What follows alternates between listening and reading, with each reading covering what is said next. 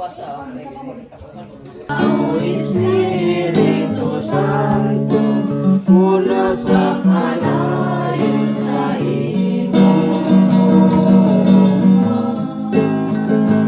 ang mga kasing-kasing sa imong mga alaga.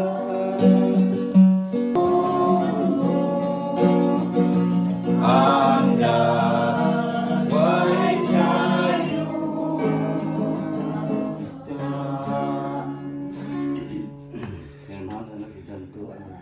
nakita nga mga na puno, nagkatigom, kino ibubong sa tagsaka. Kunahuna magkasabot kami sa imong balang puro ng mga bati. Karoon kami makapambit, makatag ko. Tinawang sa mong pulong, sabot ka ng tagay kung sa iyong kaalam, pinangay ko Kristo.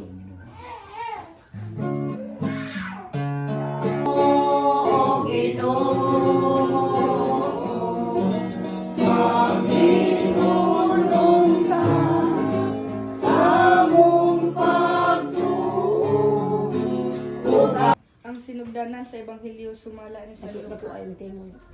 Minahal kong supilod. Taghan ang nangako pagsulat og taho bahin sa mga hitabo sa atong katilingban. Gisulat nila ang gitaho kanato giadtong nakakita gayud niining mga butanga. Sukad sa sinugdan og nagsangyaw sa mensahe.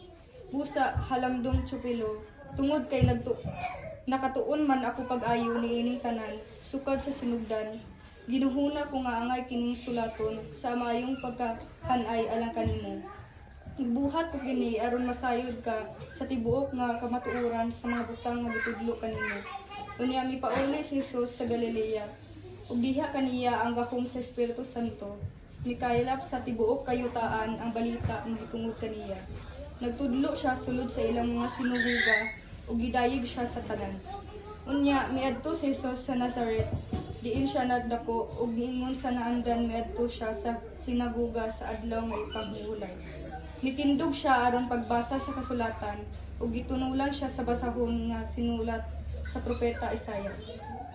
Gibukhad niya ang linukot nga basahon ug maoy iyang gibasa ang dapit diin nasulat kini. Ang Espiritu sa Ginoo ania kanako. Gihugan ako niya aron pagsangyaw sa maayong balita ngadto sa mga kabus. Gipadala ako niya aron pagsangyaw sa kagawasan ngadto sa binihag ug muluwas iyang katawhan.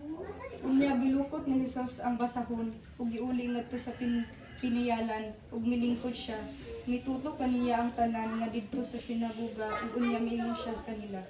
Kining bahina sa kasulatan natuman karong adlaw ingon sa inyong nadungog nga gibasa.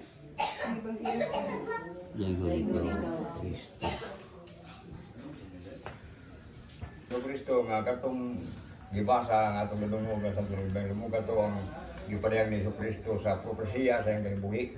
Tuma ni propeta Isaias nga amo ang major prophet nga siya ang pinakainila ug siya ang daghang mga tagna niya sa Biblia.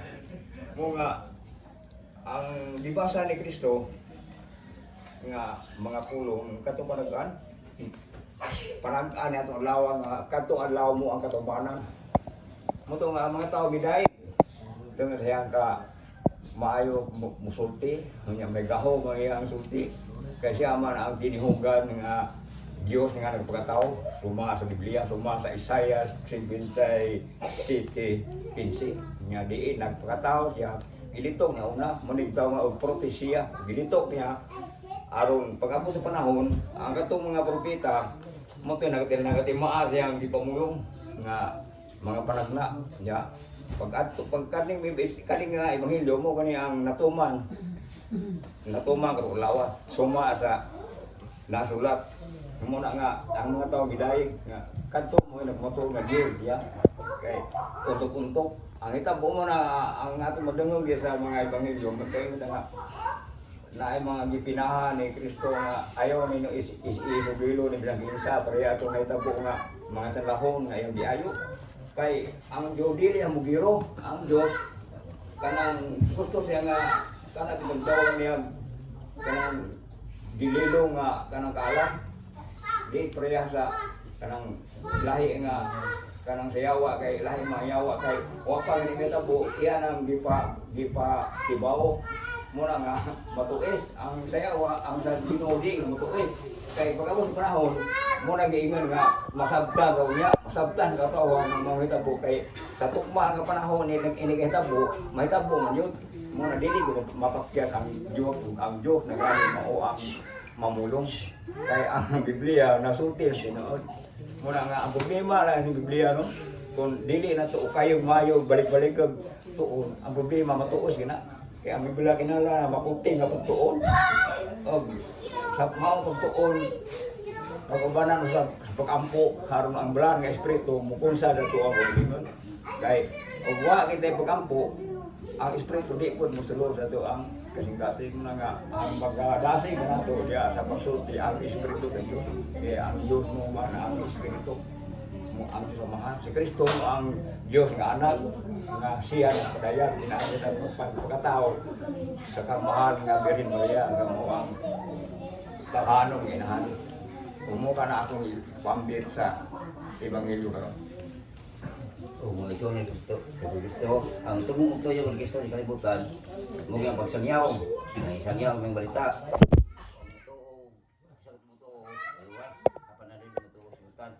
Kaya sa propesya na sa Isayas, tumong ang magpagkatao, ang anak sa Diyos, ang tuyo sa kalibutan, ang pagsangyaw yun.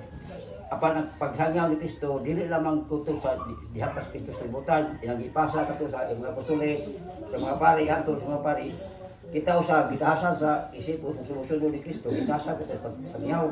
Muna, kasi para makasangyaw ko sa ginagmay sa mga pulong si Kristo, muna nahimo siya itong pulong kang Bethesda, muna pa na nga.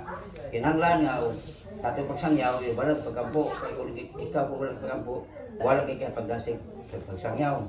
Wala kay pagkampo, dili ka pasabot sa kanang propesya sa kasulatan sa Biblia, ang burat na hinawag tao, iba sa pagkampo, kasabot kita sa kanang propesya. Kaya daghan sayo pagbasa, apan should ang pagsabot o pag kanang share sa usay sabtan mo apan wala ka di ka ana sa Espiritu Santo di ka kasabot sa propesya sa blaan kasulatan. Kung mura pa niyang ika-share o sabay ang uban po.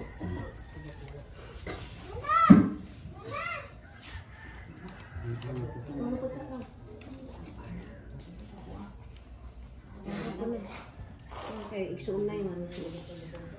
Anak na kuan man tungatan Di ako. Di uy mo.